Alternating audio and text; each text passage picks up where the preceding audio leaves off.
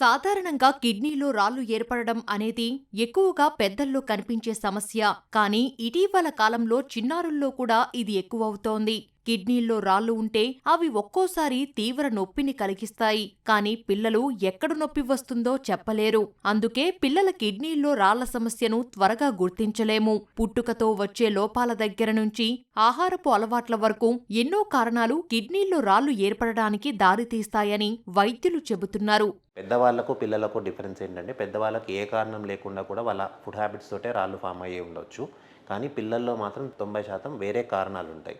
ఈ కారణాలు పలు రకాలండి. మొట్టమొదలు మనం చూసుకోవాల్సింది స్ట్రక్చరల్ అబ్నార్మాలిటీస్. అంటే కిడ్నీ తయారీలో ఏమైనా తేడా ఉన్నా, ట్యూబ్స్ కానీ, ఫిల్టర్లు కానీ, మూత్రసంచి కానీ, నాళాలు కానీ సరిగ్గా తయారు కాకపోయినా కూడా పుట్టుకతోటి కిడ్నీ వాపు రావడము, మూత్రం సరిగ్గా రాకపోవడము, డ్యామేజ్ చేయడం, మూత్రం నిలువ ఉండిపోవడము, రీఫ్లక్స్ అంటాం. అంటే మూత్రం ముందుకు కాకుండా వెనక్కి లీక్ అవ్వడము, ఈ ప్రాబ్లమ్స్ తోటి పుట్టడంతో వాళ్ళల్లో కూడా రాళ్ళు ఫామ్ అయ్యే అవకాశాలు ఎక్కువగా ఉంటాయి. ఇవి ఫస్ట్ స్ట్రక్చరల్ ప్రాబ్లమ్స్ అంటాం.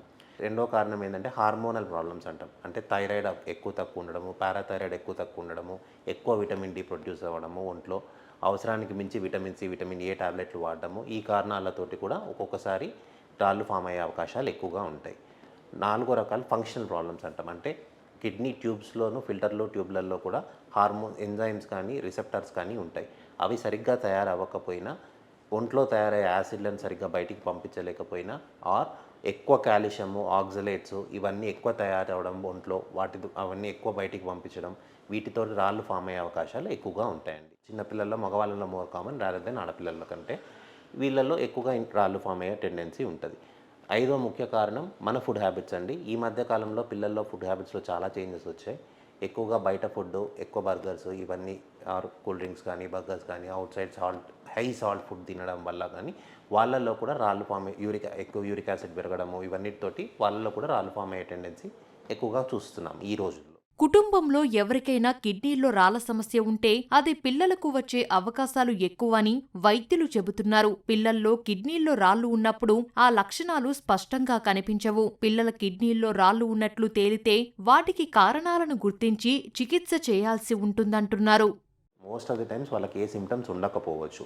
రొటీన్గా చేసే టెస్ట్లలోనే వాటిలో బయటపడుతున్నాయి. ఒక రాళ్ళు బయటపడ్డప్పుడు వాటి కారణం జెనెటిక్ కారణాలా, హార్మోన్ కారణాలా, లేకపోతే ఎంజైమ్స్లో తేడాలు ఏమైనా ఉన్నాయా, లేకపోతే పుట్టుకతో వచ్చిన లోపాల వల్ల వస్తున్నాయా, ఈ కారణాలు వెతుక్కోవాల్సి ఉంటుందండి. వాటికి ట్రీట్మెంట్ ఇస్తే ఇది తగ్గుతాయి. రెండోది, ఎప్పుడైనా మూత్రనాళంలో అడ్డంకిలాగా ఏర్పడినప్పుడు మాత్రమే సిమ్టమ్స్ వస్తాయి.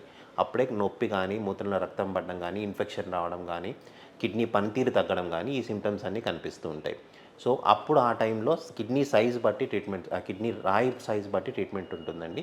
యూజువల్గా చిన్న రాళ్ళు 5 mm కంటే తక్కువ ఉన్న రాళ్ళు మందులతోటి పడిపోతాయండి 1-2-3 వారాల్లో.